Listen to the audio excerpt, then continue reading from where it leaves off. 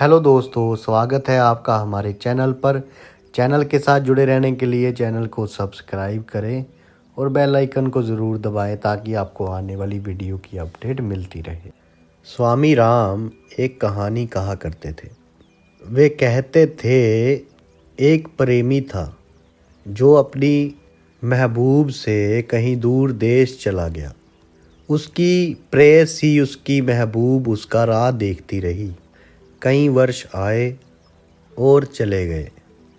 पत्र आते थे उसके कि अब आता हूँ, अब आता हूँ, किंतु प्रतीक्षा लंबी होती चली गई और वह नहीं आया।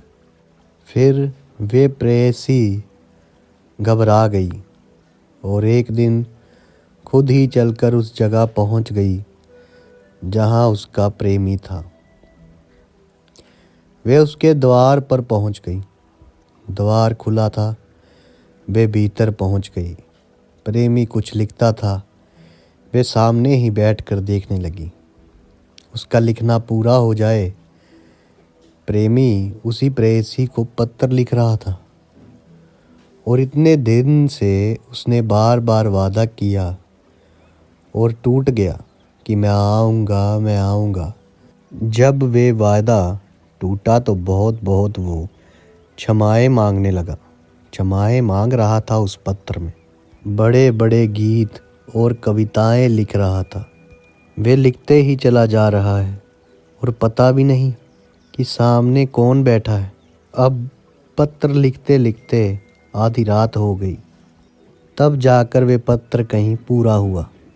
उसने जब आंख ऊपर उठाई तो वे घबरा गया। समझा कि शायद कोई भूत है। वह सामने कौन बैठा हुआ है? वे तो उसकी प्रेयसी, उसकी महबूबा थी। नहीं, लेकिन ये कैसे हो सकता है? वे चिल्लाने लगा कि नहीं नहीं, ये कैसे हो सकता है? तू यहाँ है?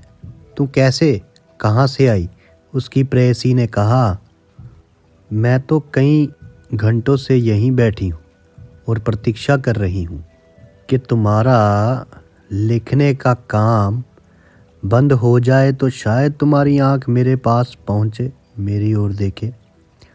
और वे प्रेमी छाती पीट कर रोने लगा कि पागल हूँ मैं तुझी को पत्र लिख रहा हूँ और इस पत्र के लिखने के कारण तुझी पर ही मैं ध्यान नहीं दे पा रहा हूँ और तू सामने मौजूद है।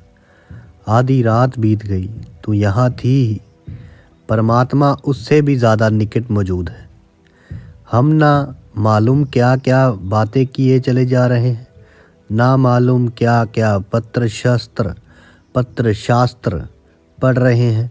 कोई गीता खोल कर बैठा हुआ है, कोई कुरान खोल कर बैठा हुआ है, कोई बाइबल खोल कर बैठा हुआ है, कोई इसे पढ़ रहा है, कोई उसे पढ़ रहा है।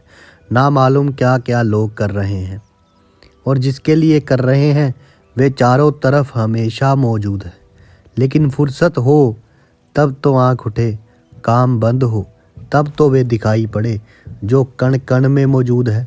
तुम्हारे आस पास निकट हर जगह वही तो है जिसे तुम सिर्फ मंदिर, मस्जिदों और पुण्य के कामों में ढूंढ रहे हो।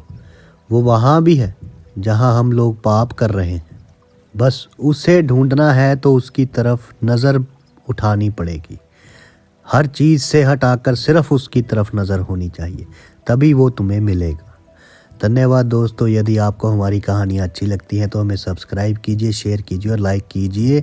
जय परमात्मा।